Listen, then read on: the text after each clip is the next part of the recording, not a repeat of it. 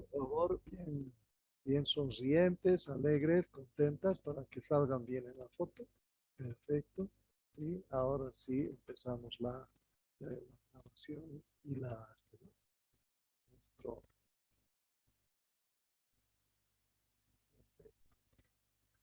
Aquí vamos. Aquí vamos.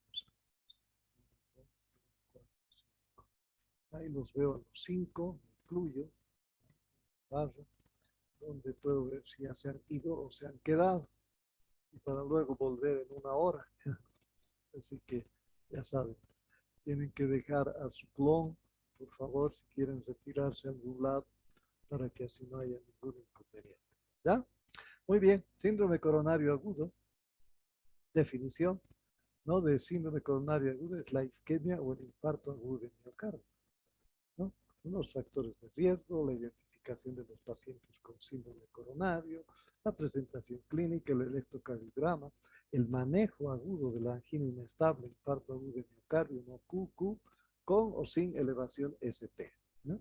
Complicaciones y tratamientos. Esos son nuestros objetivos, ¿no?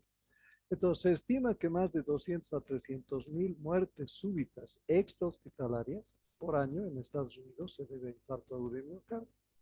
Es decir, personas que incluso con el dolor fueron al hospital y en el hospital o clínica le dijeron que no hay problema, puede irse nomás porque le han hecho una que otra prueba y no han hilado firme, no han hilado fuerte.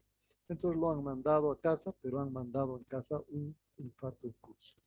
Puede ser como el electro que ahora nos ha traído, ¿no? El CATI, entonces donde no parece, no está, pues, no está del todo, ¿no? Porque la subida o bajada tiene que ser más de 1.5 milímetros, es decir, cuadro y medio, arriba, cuadro y medio abajo. Y ahí no estaba dentro de uno. Entonces, eso, por ejemplo, puede decir, ya, sí, no pasa nada, tranquilo, le damos una aspirinetita o un analgésico, se le va a pasar el dolor, vaya a casa. Se iba a casa, sí, chingado, muerte, como dice el tarijeño, ¿no? Caer la gallina. Entonces, pues, eso pasaba. No, aproximadamente 1 millón de hospitalizaciones por año, mucho. Ya también algunas veces a todos se interna por miedo, porque allá las demandas están a la orden del día. Aquí también poco a poco ya están, no crean que no, ya con el anterior gobierno ya impulsó esa manera, ¿no? Contra el médico, con un hazaño, pero que, bueno, ya vamos a hacer. Tenemos que nomás seguir apoyándonos en todo lo que nosotros sabemos, conocemos y nos defendemos en lo que estamos haciendo, ¿no? El número absoluto de IAM y de muertes relacionadas está creciendo en Estados Unidos y sigue siendo la causa principal de muerte en el mundo occidental. Aquí en La Paz está aumentando, paulatinamente está aumentando los casos de infarto. Antes era extraño ver. Y es más, se decía que en el tercer mundo no existe infarto. Peor si era mujer. Entonces era despreciativo. Entonces, pero ahora poco a poco ya. Santa Cruz ya está empezando a aumentar más, infartos a miocardio, Cochabamba, La Paz. La Paz es poco, pero está aumentando. Bien, entonces definimos como isquemia miocárdica la pérdida de oxígeno miocárdico secundaria a la perfusión inadecuada, lo que condiciona un desbalance entre el aporte y la demanda del oxígeno. Esta es la definición. Cuando hay un desbalance entre el aporte y la demanda del oxígeno, eso se llama isquemia, ¿no? Y el desarrollo de vaso colateral, que eso ya es un poco secundario, ¿no? Lo más importante es esto. Entonces, ¿qué pasa? ¿No? Está pidiendo oxígeno el cuerpo, por ejemplo, al hacer ejercicio. Al hacer ejercicio, el cuerpo está pidiendo más oxígeno. ¿A quién le dicen eso? Le comunican al cerebro. El cerebro manda una hormona al corazón para que bombee más rápido. Y de esa manera le llega más oxígeno al órgano que está pidiendo. Y un corazón sano, pues sube la frecuencia cardíaca a 100, 120, 130, 140 por minuto, listo. Porque el ejercicio tampoco va a ser toda la vida, ¿no? Va a ser un corto tiempo. Al corto tiempo se para ya la necesidad, la demanda del oxígeno, y el corazón ya no recibe esa orden del cerebro, ¿no? Y empieza nuevamente a latir lo que latía normalmente, ¿no? Entonces, esos son los momentos. Una persona que tiene fiebre, igual también. Las células se están queriendo asar. Para eso tienen que ventilar. Y para ventilar hacen que aumente y gire más rápido la sangre, porque es una manera de sacar el calor que tienen ellas, ¿no? Entonces, al hacer eso, lógicamente el corazón, nuevamente el cerebro le informa que debe bombear mucho más rápidamente y empieza a 120, 130, 140, ¿no?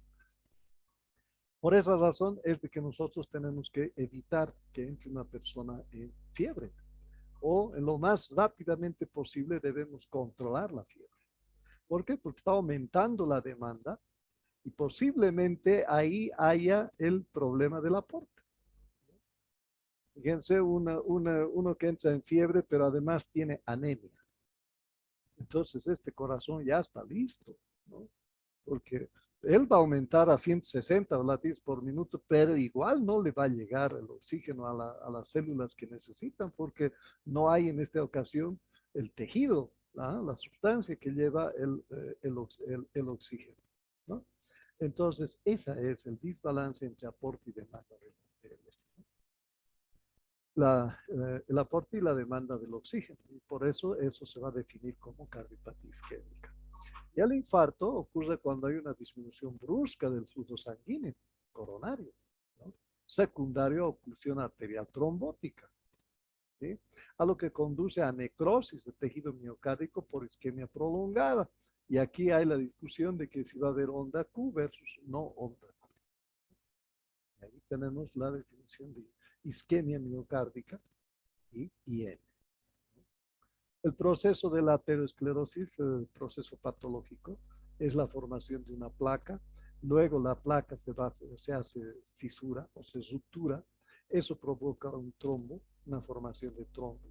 El trombo se incorpora al ateroma que ya existe y ese va a tomar tres caminos. Uno o va a embolizar, se va a ir parte del trombo a donde pueda llegar por el diámetro de las arterias hasta donde pueda llegar y luego se tapona ahí y listo, ahí quedó, ¿no?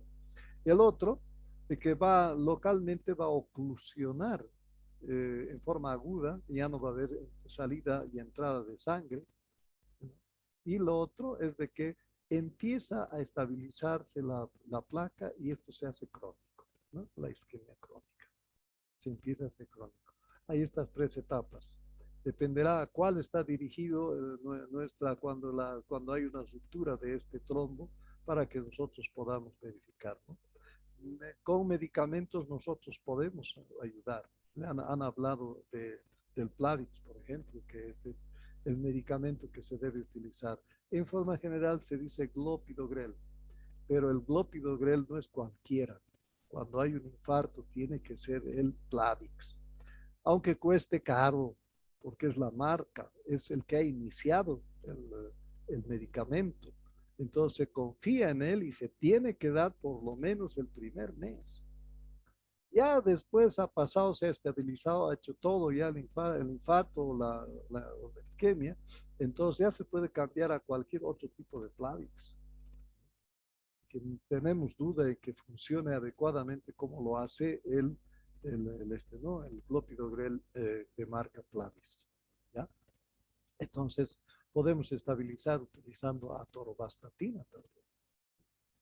La atorvastatina igual también tenemos que utilizar de marca, no las que vienen y cuestan realmente económico, sino lamentablemente el que viene aquí es un costo superior.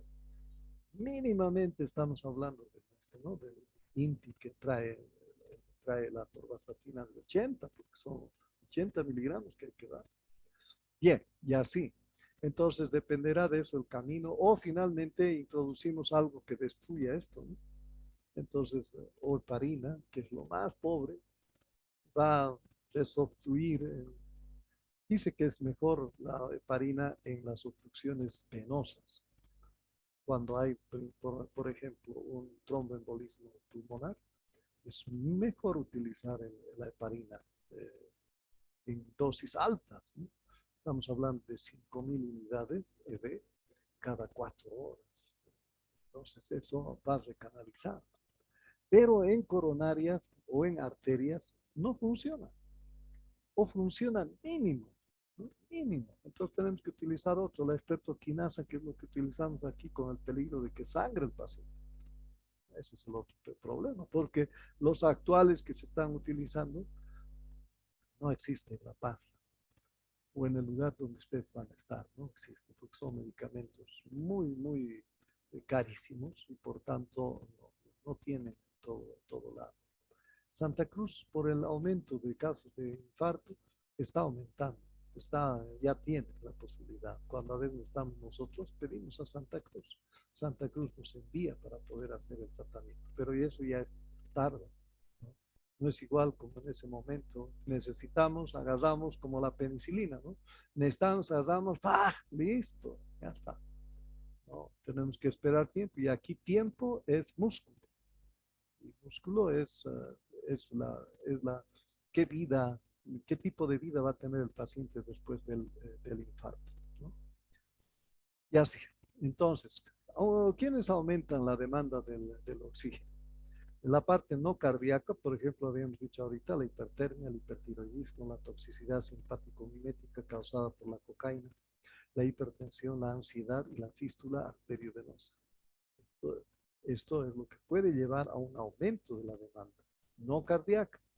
La cardíaca es la cardiomiopatía hipertrófica, ¿no? La estenosis aórtica, la cardiomiopatía dilatada, las taquicardias, tanto ventricular como supraventricular, van a exigir más y van a aumentar la demanda de oxígeno, ¿no?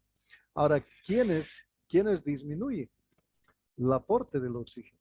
Entonces, tenemos en lo no cardíaco la anemia, la hipoxemia, como las neumonías, el asma, el EPOC, la hipertensión pulmonar, la fibrosis pulmonar intersticial y el síndrome de apnea respiratoria. Tenemos también la toxicidad simpático-mimética causada por la cocaína. Tanto aumenta la demanda como disminuye el aporte. Muy importante de conocer esto de la cocaína. La hiperviscosidad, por ejemplo, como en la policitemia, la leucemia, la trombocitosis, la hipergamaglobulinemia, son enfermedades que van a disminuir el aporte de oxígeno y necesariamente va a exigir al corazón que haya más aporte. Y no hay posibilidad porque está disminuido, ¿no? En lo cardíaco, tenemos la cardiomiopatía hipertrófica y la estenosis aórtica. ¿Qué es lo que debemos saber también además? Que los síndromes coronarios agudos se agrupan a la angina inestable, al infarto agudo miocárdico no Q y al infarto agudo miocárdico Q. Deben diferenciarse entre los que tienen elevación de ST y los que no la tienen. La elevación del ST evoluciona habitualmente a onda Q.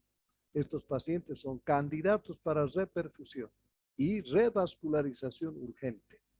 Todos los que tienen elevación del ST van a evolucionar a onda Q. Y onda Q quiere decir que está muerto la célula cardíaca. Para evitar esto, estos pacientes deben ser inmediatamente reperfundidos o revascularizados en forma urgente. La angina inestable y el infarto agudo miocárdico no Q se agrupan como síndromes coronarios inestables sin elevación del ST y se manejan médicamente, excepto los de alto riesgo. Los factores de riesgo. La edad, mayores a 45 años, en hombre, mayor a 55 años, mujer. Sexo, varón o mujer posmenopáusica sin terapia estrogénica. Hipertensión, diabetes mellitus, hipercolesterolemia, hipertrigliceridemia, fumadores, historia familiar de aterosclerosis precoz, en la mujer menor a 65 y en el hombre menor a 55 años, ¿no? Y la historia personal de un accidente vascular cerebral. Se sigue con los factores: hipertrofia ventricular izquierda, abuso de la cocaína o el alcohol, la obesidad, el sedentarismo, los contraceptivos orales, la elevación de la homocisteína, el fibrinógeno y la proteína C reactiva, ¿no? Y la lipoproteína A. Estos son los factores de riesgo que nosotros tenemos que encontrar previamente a que suceda un infarto. Si encontramos algo de esto, inmediatamente le tenemos que decir, alertar al paciente, ¿no? Hay un dicho de que guerra avisada no mata moros. Pues eso es lo que tenemos que hacer. Nosotros tenemos que avisarle y decirle, mire, deje la cocaína o deje el alcohol o deje o disminuya de peso. El próximo paso que se está preparando es infarto agudo de miocardio. Entonces, pues, luego les voy a contar lo que pasa con el tratamiento, ¿no? ¿Hasta aquí tienen alguna pregunta?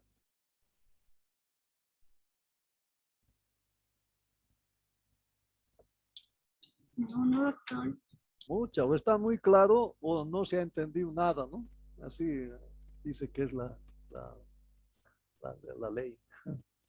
La angina inestable. Cuando se presenta un cambio de tipo de angina nuevo, de tipo nuevo de aparición, angina que aumenta de intensidad, duración o frecuencia, o angina de reposo como primera presentación, ¿no? La vigilancia y terapia intensiva es importante para esto, pero los episodios más graves suelen ser precursores de IM. Por eso la angina inestable es la peor de las anginas. Total, habíamos dicho, ¿no? Si la angina es, bueno, no hemos dicho todavía, vamos a decir la próxima clase, en teoría, ¿no?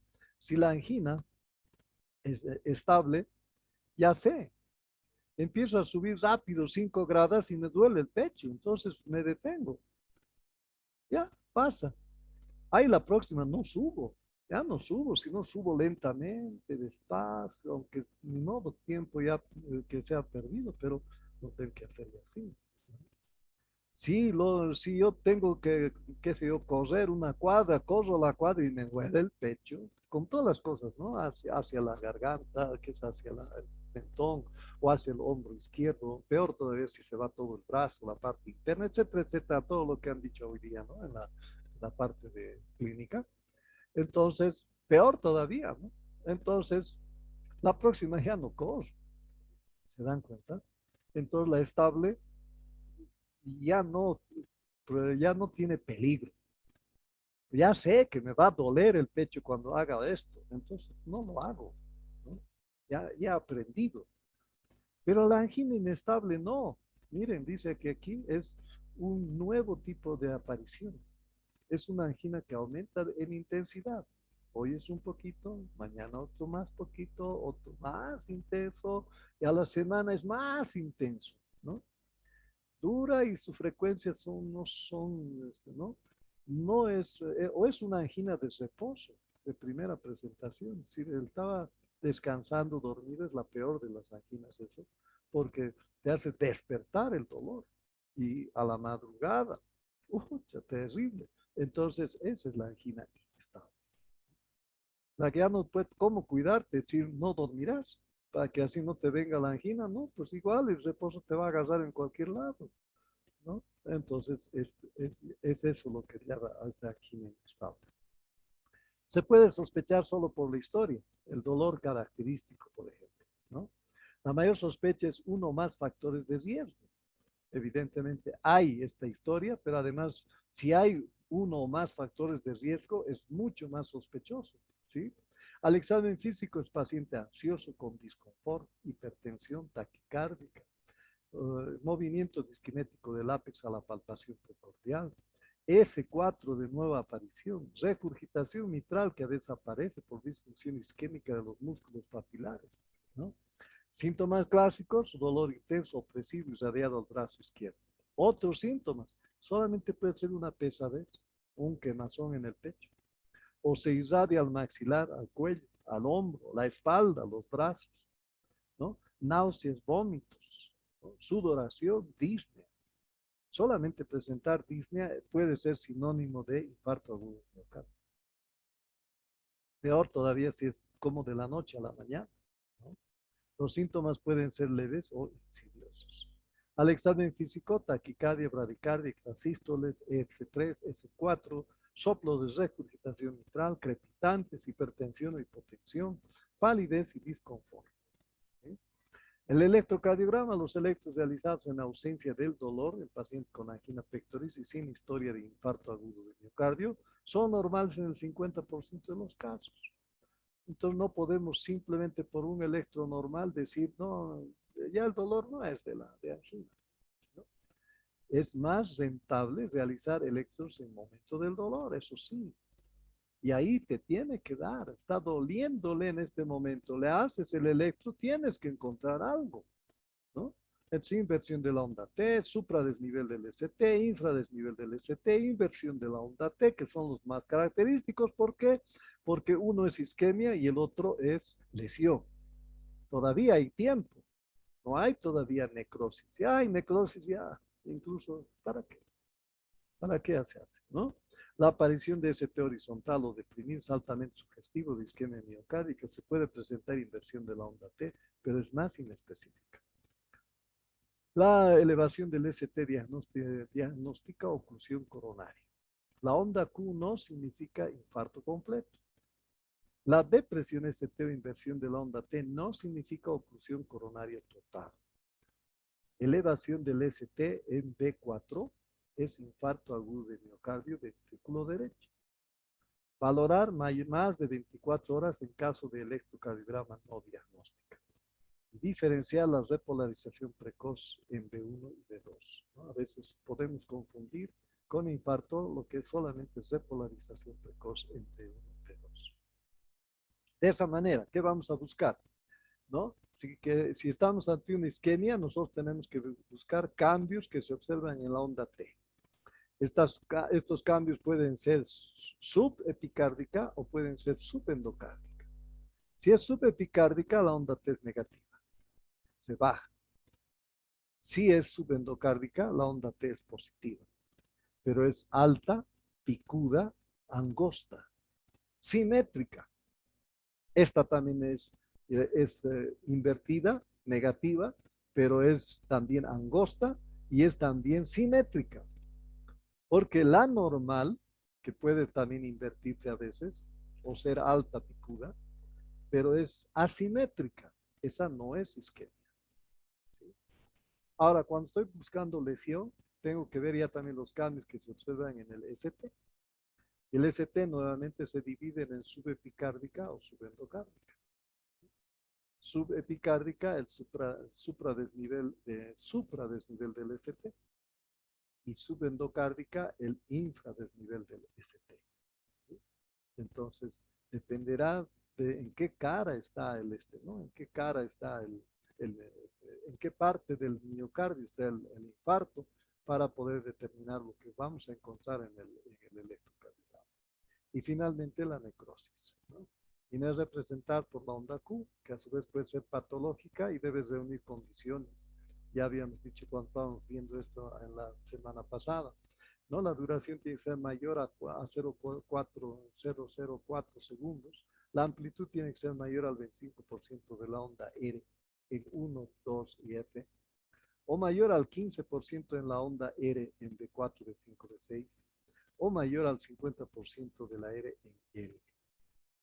¿No? En 3 puede aparecer ondas Q en condiciones normales, mucho ojo con esto, que no se considera patológicas a no ser que también estén presentes en 2 y F.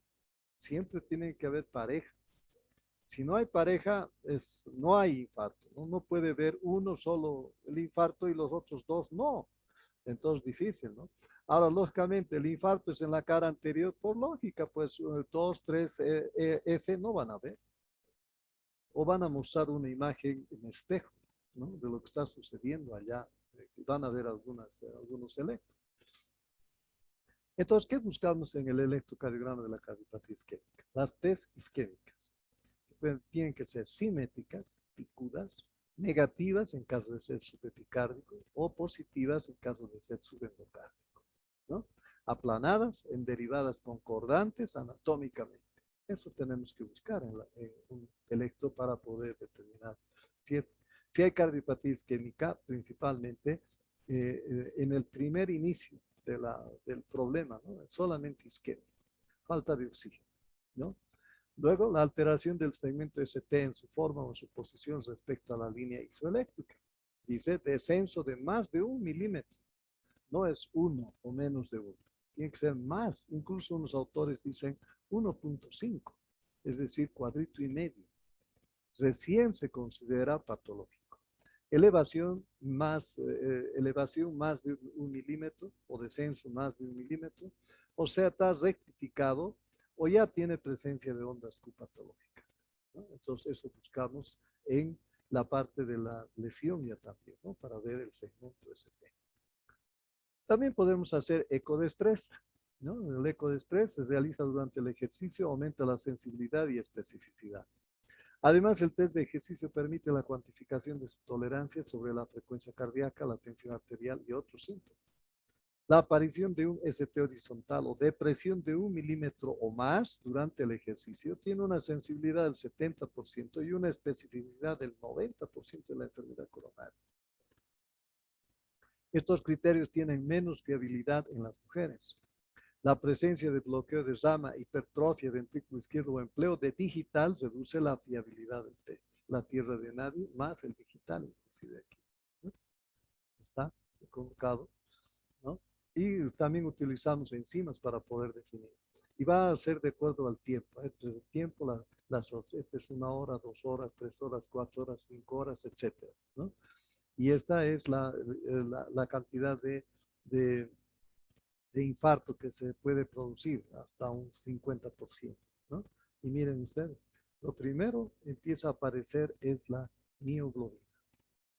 La mioglobina antes de la primera hora ya está empezando a aparecer para pasar un tiempo, simplemente. Aquí dice que máximo está, su pico es entre 6 a 7 horas y luego en 24 horas se ha pasado, ¿no? Ya ha pasado, ya no hay marca. Si pedimos más pasado este tiempo, mioglobina nos sale negativo, normal.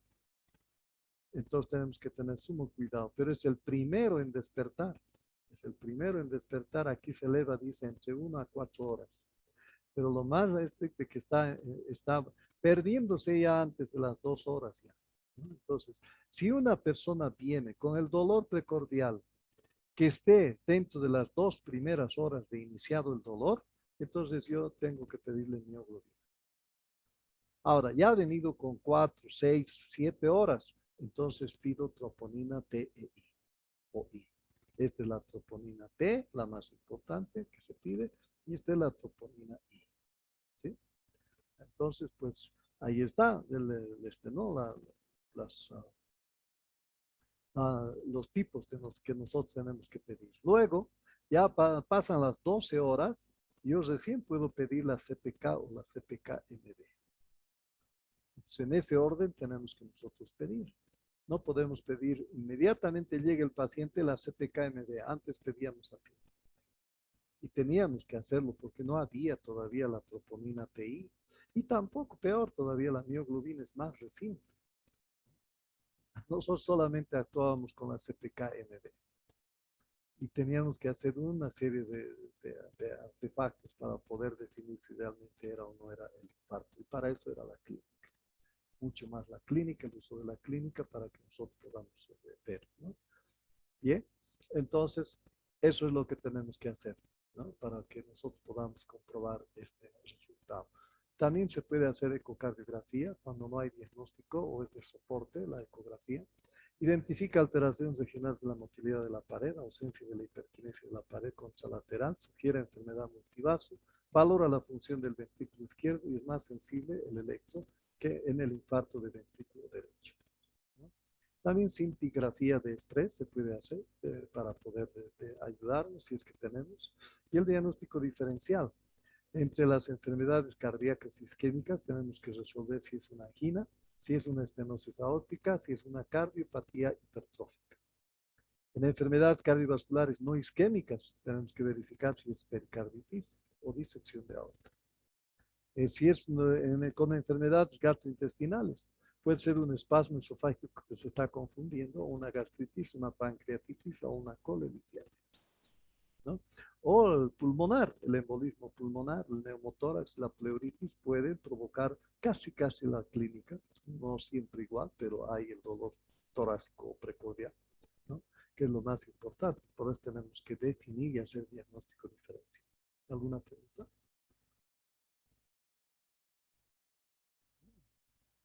Se ve que están recordando bien. El tratamiento. Entonces, el tratamiento inicial, sus objetivos. Primero es disminuir el área isquémica. Después es aliviar el dolor y la ansiedad. Dos cosas importantes que tenemos que hacer cuando el paciente llegue a nuestras manos en una emergencia donde estemos trabajando. Entonces se hace un electrocardiograma y luego se monitoriza el electrocardiograma. Si se hace de rato en rato, ¿no? Se abre una vía venosa, se da oxígeno, reposo, laxantes, porque incluso el esfuerzo de defecar puede provocarle peor todavía y ahí sí le aumenta la última gotita para el aumento de necesidad y de aporte al organismo de oxígeno y hacer analgesia, ¿no? Dolor por isquemia miocárdica, aumenta la actividad simpática, esto hace el dolor, ¿no? Incrementa el trabajo cardíaco, que no queremos, que más bien queremos que se detenga un poco ese corazoncito, y lógicamente aumenta el consumo de oxígeno del miocardio, ¿no? Entonces, la analgesia es sumamente importante. Para eso hemos encontrado este Mona App. Ustedes van a encontrar en sus revisiones bibliográficas solamente Mona. Mi investigación y mi forma de trabajar en los pacientes que he atendido me está autorizando a aumentar este otro A y una T, ¿no? Entonces, determinar contraindicaciones principalmente. Uso de la morfina, la primera, la M de Mona, ¿no? Entonces, ¿qué pasa? La acción disminuye la precarga, dilatador venoso, disminuye la resistencia vascular periférica, sistémica, reduce la poscarga, analgesia del sistema central, ¿no? Disminuye la ansiedad por efectos simpaticolíticos. Su indicación, dolor torácico isquémico o infarto agudo de miocardio sin hipotensión. Ojo, no debe haber hipotensión. No administrar en pacientes hipotensos, hipovolemia o depresión respiratoria. No podemos utilizar la morfina, tendríamos que utilizar otro tipo de medicamento. La dosis 2 a 4 miligramos IV y repetir cada 5 minutos hasta lograr el efecto. Eso es lo que tenemos que hacer en una emergencia. Inmediatamente, no darle otro tipo de analgésicos, sino tenemos que utilizar la morfina, como dice la primera M de Mona, ¿no? Bien. Entonces, ahora vamos a la segunda, la O de oxígeno, ¿no? Por cánula a todos por 2 a 3 horas y continuar si la presión parcial de oxígeno es menor a 90%. ¿Qué pasa con ella, no? Las acciones puede limitar la lesión miocárdica isquémica, reduce el grado de elevación del segmento ST y el infarto agudo no complicado se utiliza el oxígeno a 4 litros por minuto por cánula nasal durante las 2 primeras a 3 horas. Probablemente ineficaz después de 3 a 6 horas. Cuando es complicado el infarto, continuar el tratamiento hasta que el paciente se estabilice y se corrija la hipoxemia. El oxígeno a 4 litros minuto por cánula nasal y ajustarse según necesidad, puede aumentarse a lo mejor a más, ¿no? Ese es el oxígeno, ¿no? Por cánula, 2 a 3 horas, continuar si está la presión parcial de oxígeno es menor a 90%. Vamos a la N de Mona, nitroglicerina. Sublingual, a menos que la tensión arterial sistólica sea menor a 90 o la frecuencia cardíaca menor de 50 o también mayor a 100. Si tiene una presión mayor a 90 y una frecuencia entre 50 y 100, entonces yo puedo dar la nitroglicerina IV 0.5 a 5 microgramos kilogramo minuto. Esto es un tratamiento para terapia intensiva. Entonces, ¿cómo funciona la nitroglicerina? Es un vasodilatador, relaja el músculo liso vascular en varias arterias anteriores. La indicación es antianginoso inicial si se sospecha dolor isquémico durante las primeras 24 o 48 horas en pacientes con infarto agudo de miocardio e insuficiencia cardíaca, infarto extenso de pared anterior. Uso continuo más de 48 horas en angina recurrente o congestión pulmonar que debemos seguir tratando. Contraindicado, la presión arterial sistólica menor de 80. Bradicardias o taquicardias graves. Infarto del ventrículo derecho, ahí no tenemos que utilizar la nitroglicerina. Y no utilizar en quien está tomando sildenafilo en las últimas 24 horas. Esa es otra contraindicación para el uso de esto, ¿no? En bolo se utiliza 12,5 a 25 microgramos, y en infusión 10 a 20 microgramos minuto. Sublingual también hay, entonces se puede utilizar 0,4 miligramos y repetir 2 veces cada 5 minutos.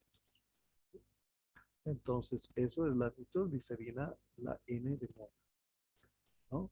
Ahora vamos a la A de aspirina. Se debe utilizar 165 a 325 miligramos masticado tragado. Esa es la idea, ¿no? ¿Cómo es esto? Inhibe en la forma irreversible la ciclooxigenasa plaquetaria, inhibe la agregación plaquetaria por el trombosano A2, indicaciones: sospecha del dolor torácico tipo isquémico, infarto agudo de miocardio con elevación del ST y angioplastia coronaria. Ya tenemos que darle al paciente, ¿no? Entonces, no dar o tener precaución en pacientes con úlcera péptica activa, antecedentes de hipersensibilidad o alérgica a la aspirina, ¿no? Trastornos hemorrágicos, enfermedades que tengan este trastorno, ¿no? Hepatopatía grave. Y la dosis 160 a 325 vía oral, triturados o masticados. Entonces, esa es la aspirina, ¿no? Encontramos. Hasta aquí termina lo que todo el mundo conoce. Ahora van a entender esta. Aquí debería ser AT al cuadrado, porque es atenolol y atorvastatina. Muy importante para nosotros.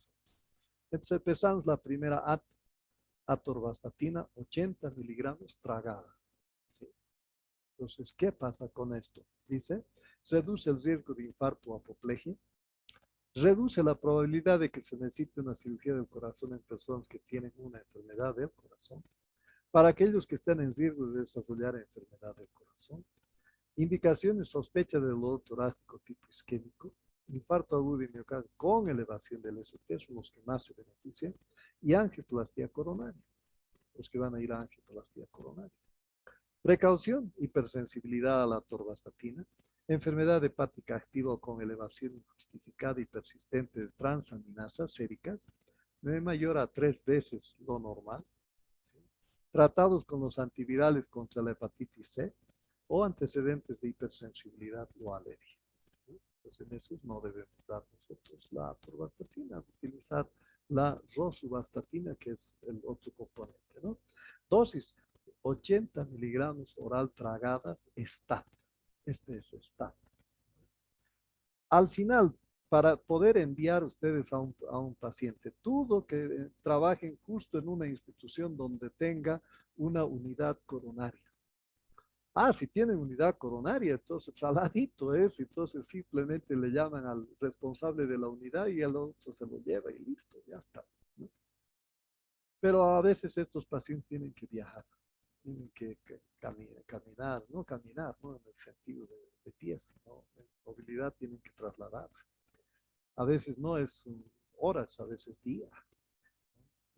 Salen de Yungas y a no ser que tengan la red plata y puedan sacarlo en helicóptero, a pesar de que el helicóptero también no puede subir a la altura. Tiene problemas, tiene dificultades también, creo que tiene una insuficiencia, ¿no? El helicóptero.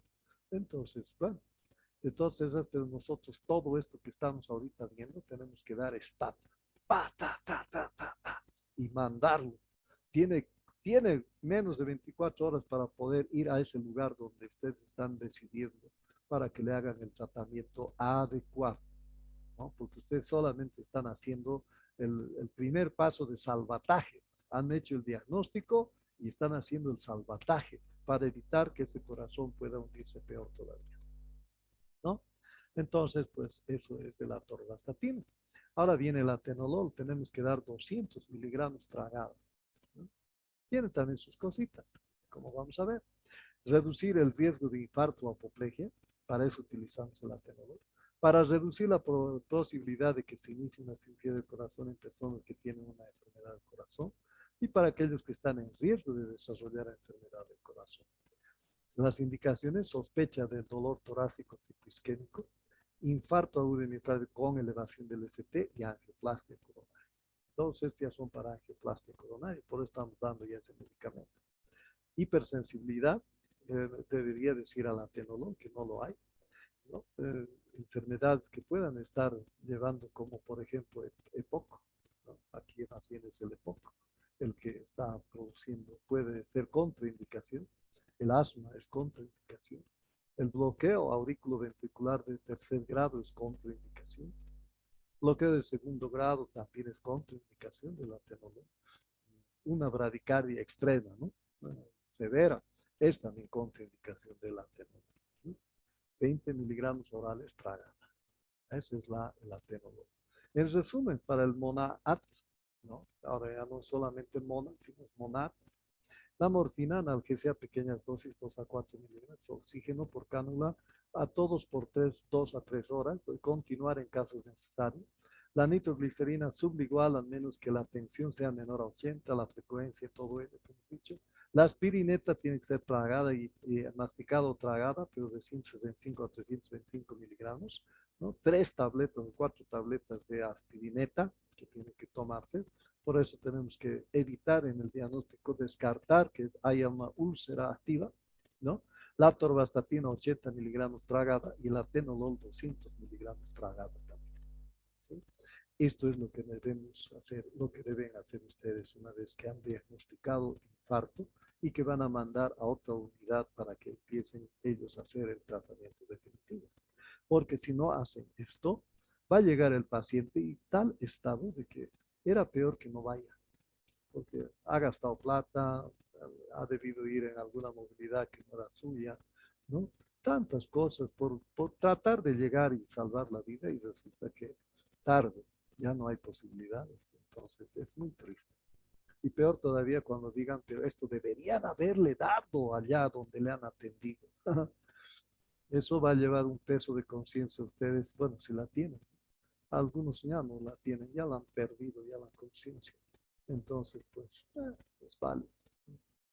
Pero por eso les reclamo muchas cosas, porque ustedes están siendo preparados para poder atender personas humanas, personas que tienen sangre y carne y hueso.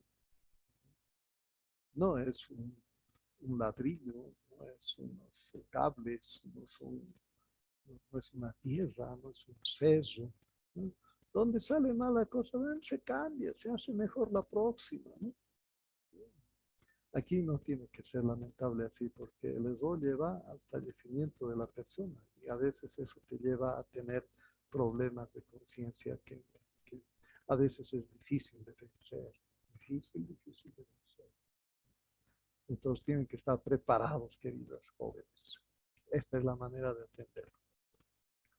Entonces, para eso también se nos ha inventado la unidad de coronaria torácica. ¿Tengo tiempo todavía? Díganme, alguien por favor, no sean malitos, díganme que sí.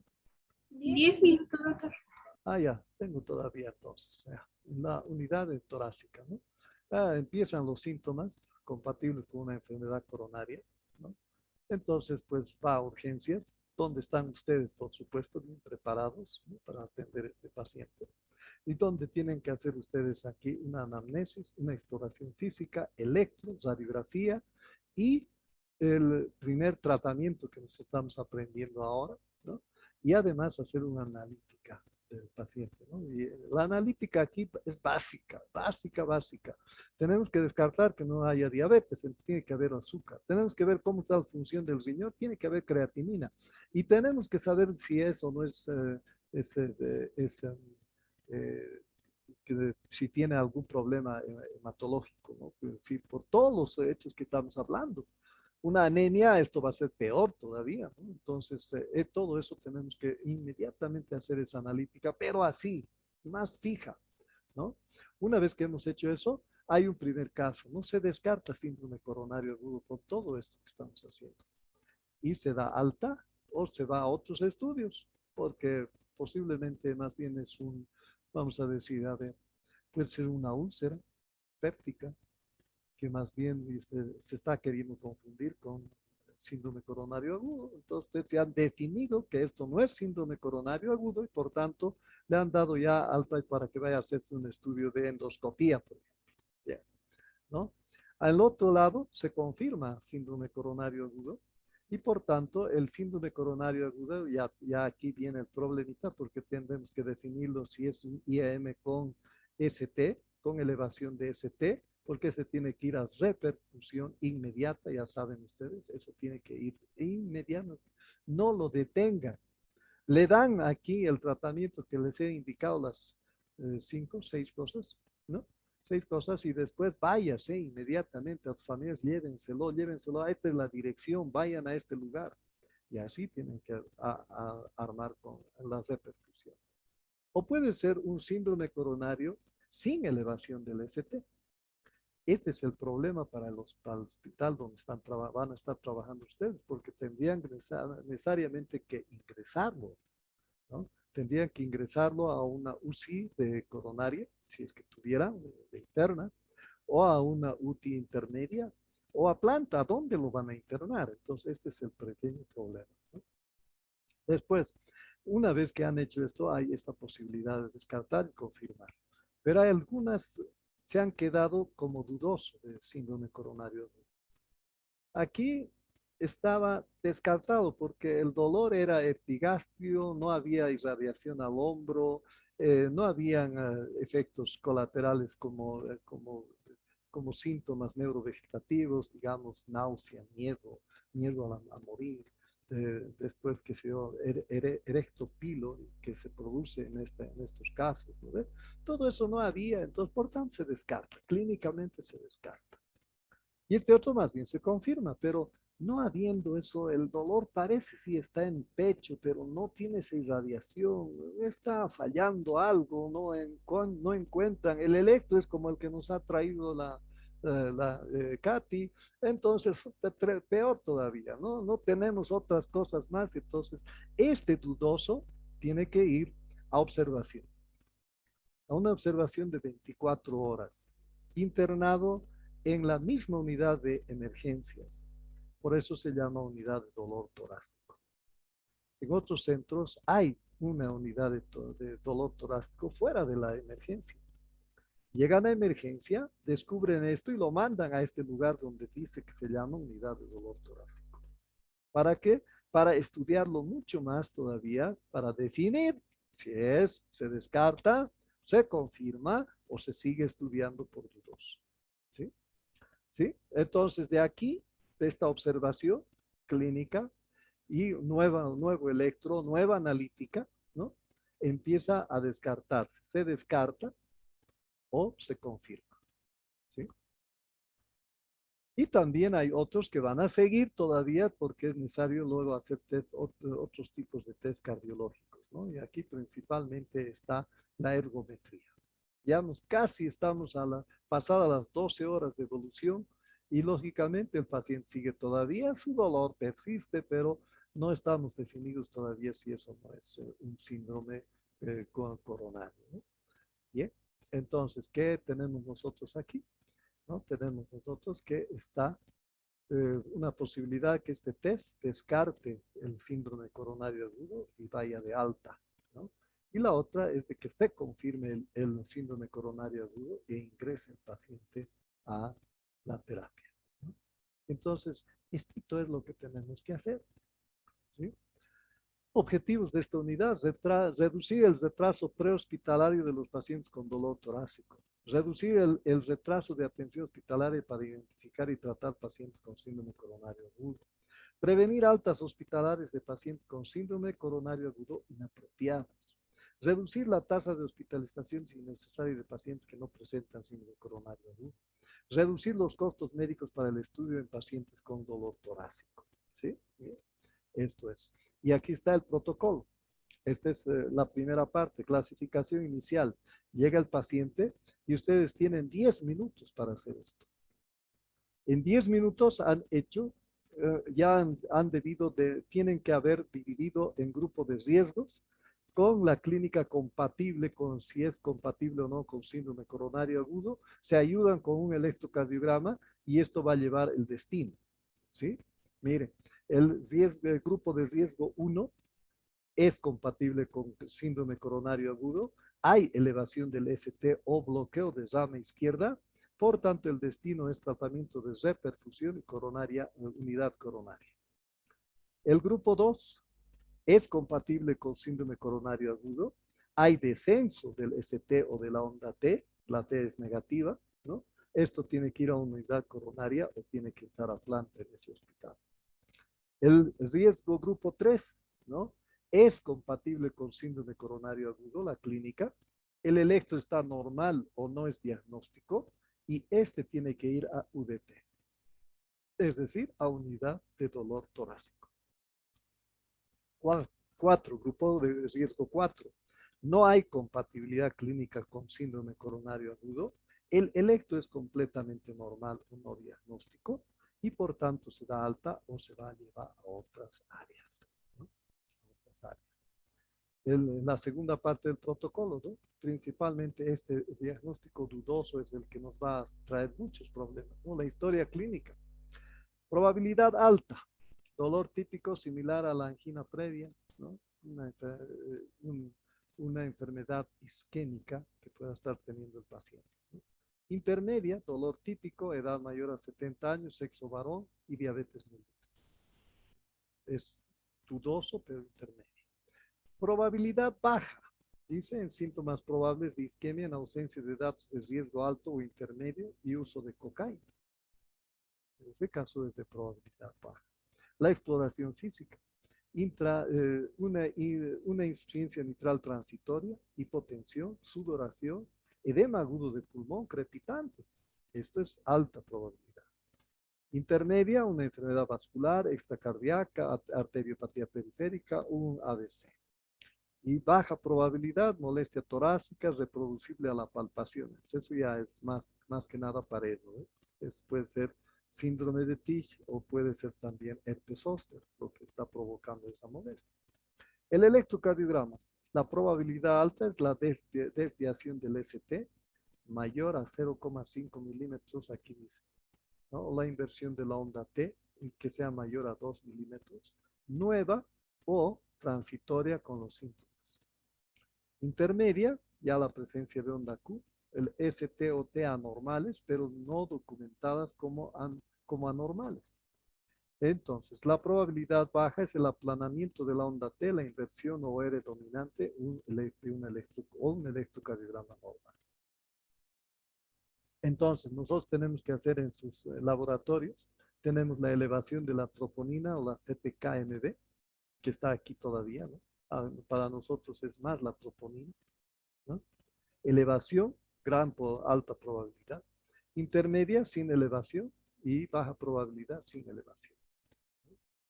Entonces tenemos nosotros que observar durante de 6 a 24 horas, un electro cada 6 horas después del dolor y antes del alta. Y también tenemos que hacer el laboratorio hasta las 12 horas de iniciados los síntomas, ¿no? Entonces, ¿qué tenemos?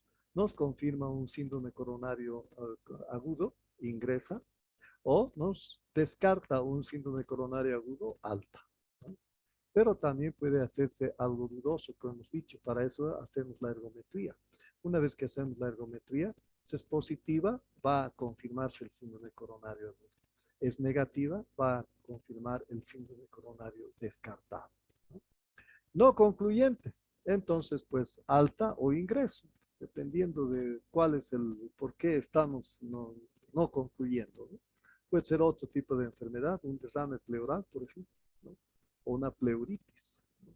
O un neumotórax, ¿no? Que también casi va a doler como el infarto agudo del miocardio.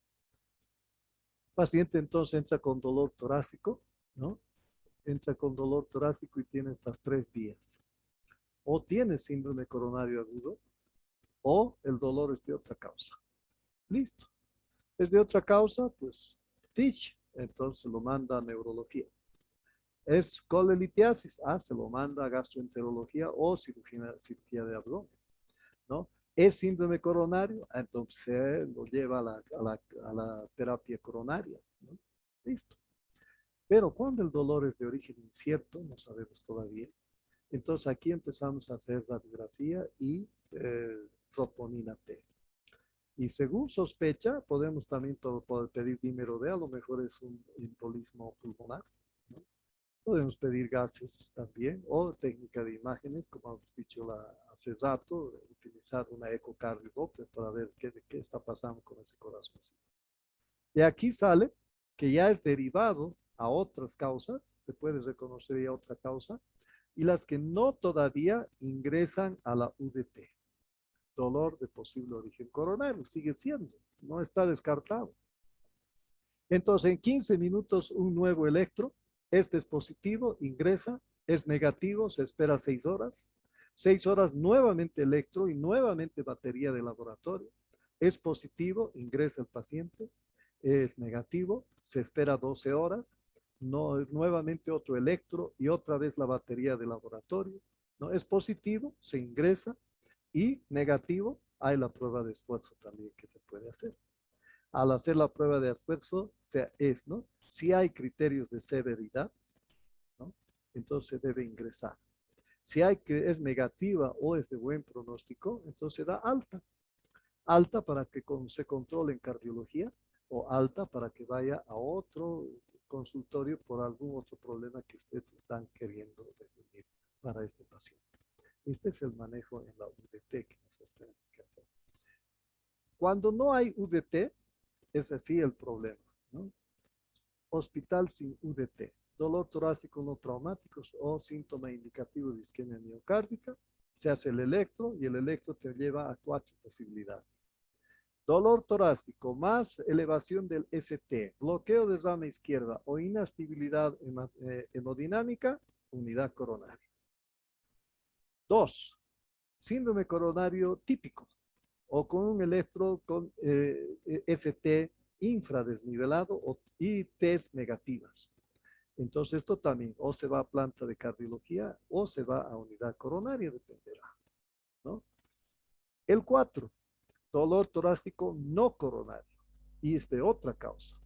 Y esto se va alta a otras áreas, ¿no? Y el problema está aquí, donde está el dolor torácico, no es típico, no típico, o con electronormal, o sin diagnóstico. Entonces no sabes dónde vas a llevar a en ese entonces, ¿no? A la suerte a cualquiera y ahí le darán el diagnóstico. Pero ahora que ya tenemos VT, entonces ya viene aquí, ¿no? Dolor torácico no traumático, síntoma indicativo de isquemia miocárdica. En 10 minutos se le echa un electrocardiograma y la anamnesis y el examen físico. Y luego de eso se decide lo que se va a hacer. Nuevamente el grupo 1 es dolor torácico más como estaba en la anterior, esto ya es diferente, ya en unidad coronaria, menos de 10 minutos ya tiene que estar en unidad coronaria.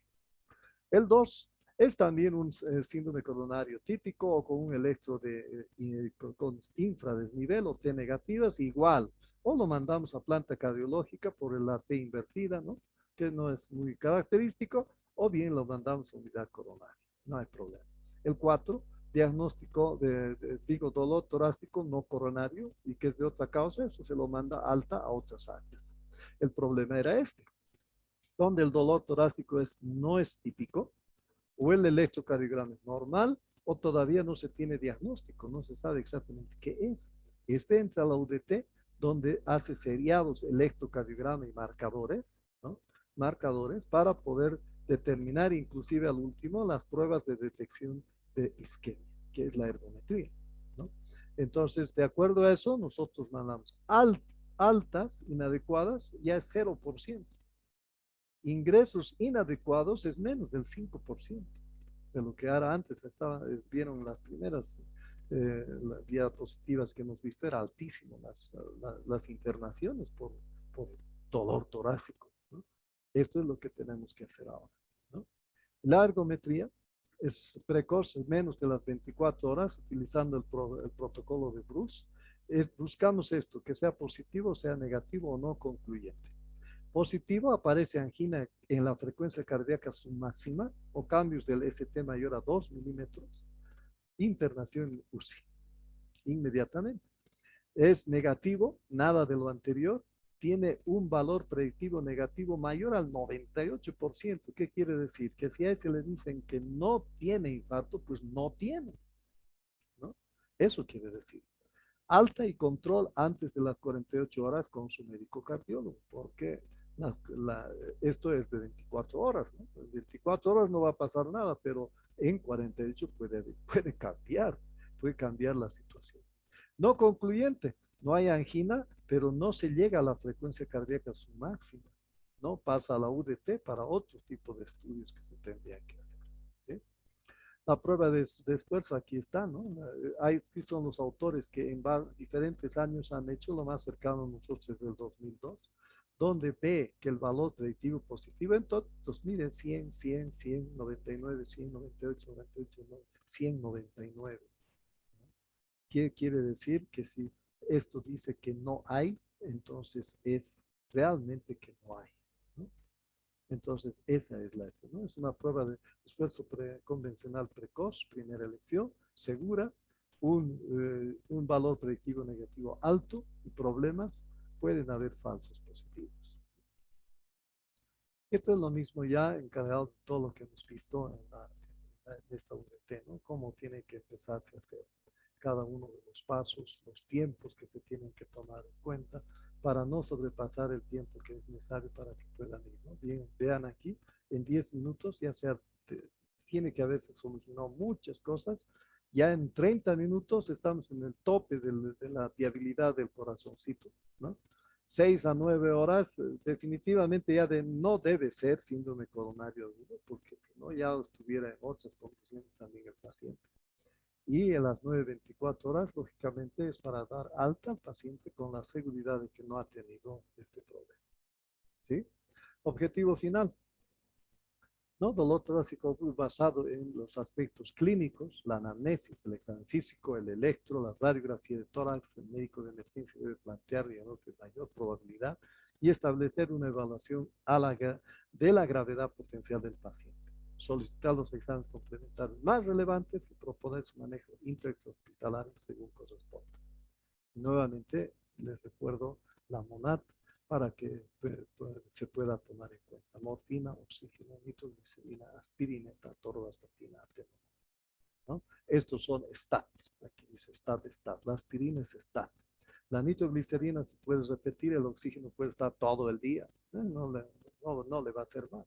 Y la analgesia, pues es cada vez que esté más el dolor, ¿no? Causas de muerte: arritmia, choque cardiogénico, ruptura del ventrículo izquierdo, retraso en el tratamiento y progresividad de esta enfermedad que está acá aumentando más, es 1,6 cada 1000 personas, ¿no?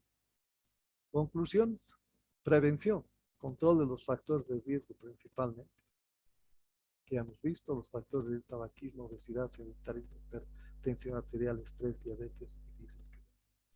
Espero que ya no haya preguntas esta vez y hemos terminado. ¿Sí?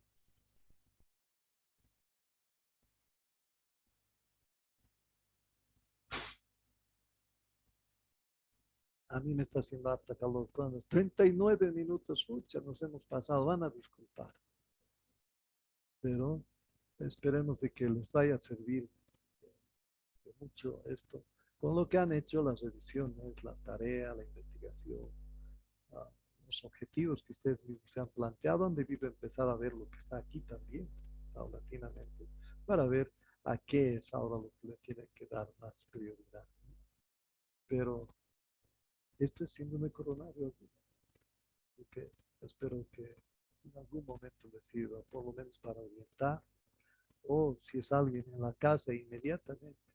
Si ustedes les dan las tres cosas primeras, que aquí son lo último, pero que si le dan solamente eso, le están ayudando 50% a sobrevivir mejor. La aspirineta, la atorvastatina y la atenolol. Con esito solamente. Yo recuerdo que cuando me fui a mi año de provincia, yo me llevé, y para ese entonces no conocíamos todavía la atorvastatina. Algo se decía del atenolol, pero era algunos con miedo, porque evidentemente hay también fuerzas que dicen que no se debe utilizar el beta bloqueador. Hay un beta bloqueador específico que se debe utilizar, pero no lo tenemos aquí. Entonces, Entonces, pues, yo me llevé esas dos cosas, aspirineta y atenolol, no abierto de la torvastatina, no se conocía todavía, para por si acaso tenga alguien, le dé inmediatamente y de ahí salga a La Paz, porque, pues, por lo menos son 3 horas de viaje, entonces, para que aguante y llegue allá. Entonces, háganse ustedes también así, un esquema.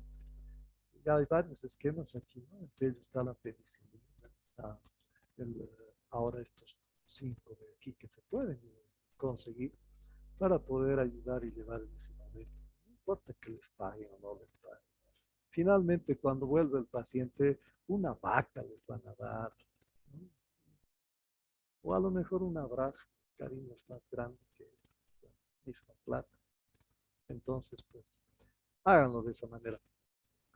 Nos vamos a ver la próxima semana, ¿sí? La próxima semana ya hemos terminado todo lo que es métodos complementarios.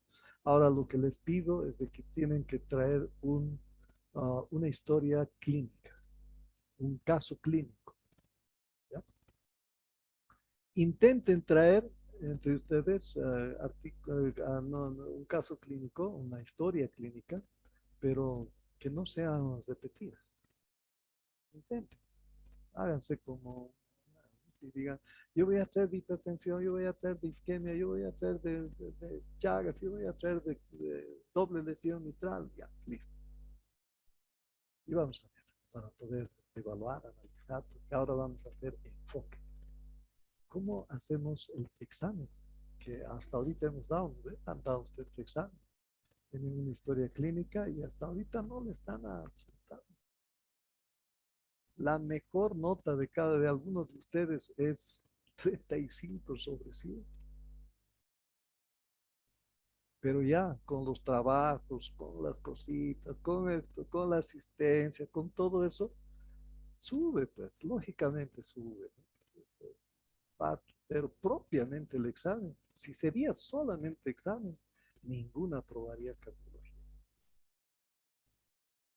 Pero anímense, ahora vamos a aprender a cómo a diagnosticar, cómo enfocar. ¿Listo? Chao, nos vemos, ya es muy tarde. Hasta luego, doctor. Chao, Hasta chao. luego. Cuídese, Chao, chao. doctor. Ya está, gracias. Hasta luego, doctor. Chao, chao.